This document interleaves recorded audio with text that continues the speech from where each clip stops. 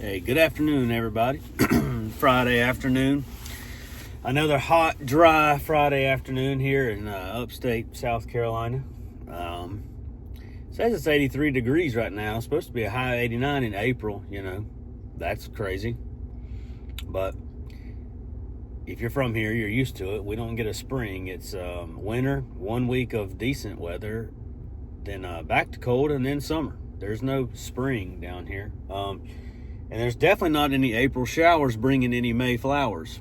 I mean, we still have a couple weeks left in April, so the potential's there, but there's no rain in the forecast anytime soon.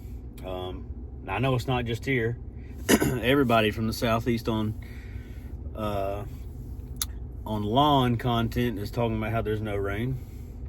We definitely need some. I mean, all the yards I'm doing today are 4 yards that are nothing but weeds.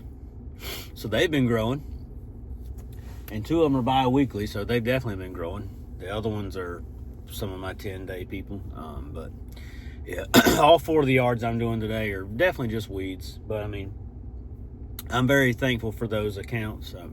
All 4 customers are super nice, so I'm very appreciative of those yards. Everyone has to take them on. Weedy yards, man, they pay the same as the nice looking yards, so very thankful to have them. But today it just fell where those are the only ones I'm doing. So I didn't even sharpen my blades for this, this route, because these yards are just going to wreck them. I mean, the last one I'm doing before I head home, it's got pecans all on the ground from a few pecan trees out back, and, little limbs that just never get picked up. I just run them over. It ain't no big deal. So I'm only doing these 4, then I got to go home and do mine. I really need to sharpen my blades before I do mine with my nice fescue out front, but it'll still do it just fine. That new John Deere cut's great. So. But anyways, yeah, this is gonna be a short video, but there is a hill in this yard. I've only cut it once. She's a new customer. I've only cut it once 2 weeks ago, but I'm gonna approach the hill in the backyard different than I did the last time, and I'm gonna show you guys what I do this time after I do it. I'm gonna do it first, make sure it works. Then I'll tell you guys how I did it.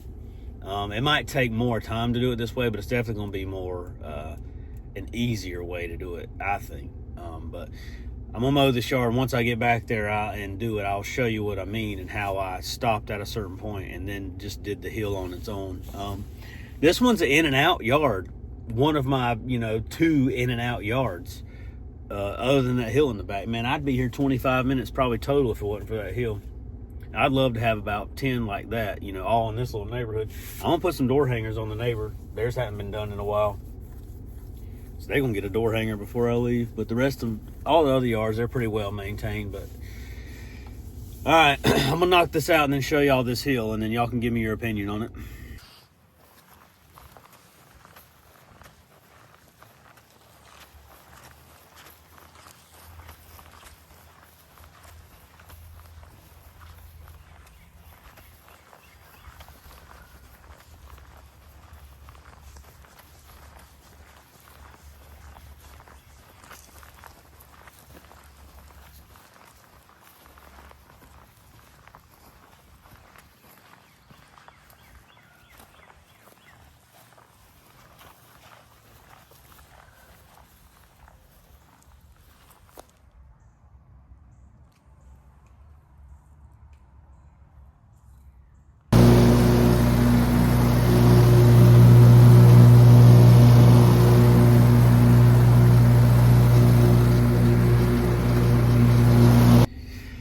All right, I know it's hard to tell on a video. It's hard to tell in any videos or pictures on anybody's content how steep a hill is, how tall a hill is, whatever. But on that clip, I could get of that hill. So the first time I mowed that yard, I'm trying to do the way you approach basically any yard with your 2 border passes blowing inside, and then do your pattern.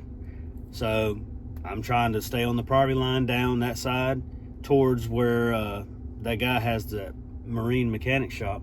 And as I get to the bottom, and go to turn right, the mower's like this.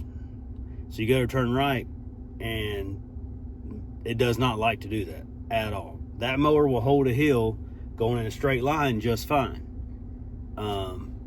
because you have to do the rest of that hill that way. But I learned real quick that that wasn't going to be the best option, because what if I end up in the back of that ski nautique that's parked right there, and I'm not so sure my insurance would be happy about that. And that mower in general, I've got, man, I only have like 1 yard that doesn't have some sort of hill. And on any of my yards that do have the hills, you know, when you're trying to go down like this and want to turn, the mower just doesn't want to do it. Any mower I've been on doesn't really like that.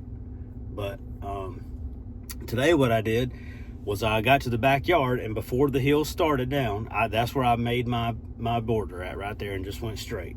And I did the whole yard that way, finished it up, and then I did the hill by itself. So I went down to the bottom of the hill from the opposite side where I was standing at, and I rode up to the end of it. And I turned up the hill to actually start mowing. So I turned up the hill, and then I treated that hill just by itself as its own, you know, its own entity. So when I got to the other end, I turned up the hill, come back, turn up the hill, go back, turn up the hill, and finished. And I'm sure if you look up on ChatGPT, it'd probably tell you that that's how you're supposed to do it, right? How do you guys do it?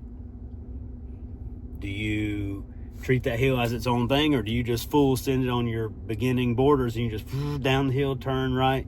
That mower just does not want to turn right, especially if it's wet. You're just going to spin, and you're going to end up on the other side of that retaining wall. So that's what I did today. I treated the hill as its own, basically its own piece of property, and did what I had to do in the whole yard first, mowing wise, and then went all the way down that hill from the opposite end so I could make my turn up, and then just did that and kept turning up the whole way on that hill. So that's how I did it. I'm interested to see how you guys would do that, if that was your property. Just trust me that the hill's steep enough where you just cannot turn, you know what I'm saying, unless you're turning up, because I know it doesn't look like it in the video. Yeah. Also, I'm pretty stoked. I got a new subscriber. Well, my subscribers keep going up like crazy every day, which is I'm super thankful for. Didn't think that it would ever get to that, but that's awesome. But I do have one subscriber I'm pretty stoked about.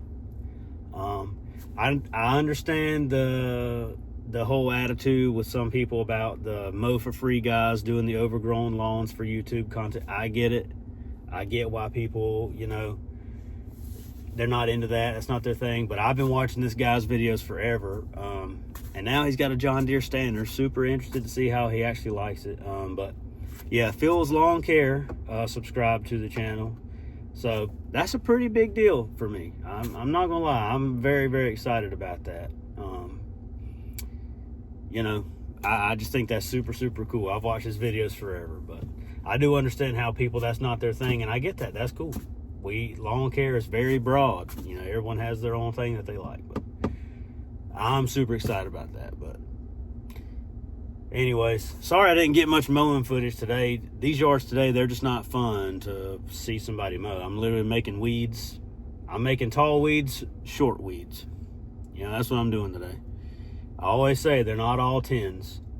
And none of the yards I have today are 10s by any stretch of the imagination. But I'm still super thankful to have them on the schedule. And I very much appreciate them giving me their business. Very appreciative. So anyways, I'm going to get this last one knocked out. This one's kind of in and out. There's a lot of weed eating kind of on the backyard because this just can't get a mower on some of it. But I'm still not here long at all.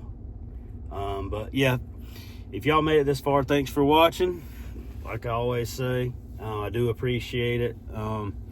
Let me know how you guys mow on hills, if you just treat them as their own piece of property and attack those different than the rest of the yard. I know every yard's different. Like I have some properties where the whole front yard is the hill. Like you just gotta, it is what it is. But in that scenario specifically, tell me if you guys would have done anything different. Yeah. Thanks for watching, guys, and I hope y'all have a good weekend. We'll see you. One more thing. Chad from Green Acres, buddy, if you made it to the end of this video and you're still watching, let me just show you what a John Deere can do since you want to talk about skag. Look at that, son. 3.5 inches. You know what I mean? Don't tell me what a John Deere can't do, boy. Just kidding, buddy. But for real, look at that. I don't need a skag. Don't need a skag. All right, see y'all later.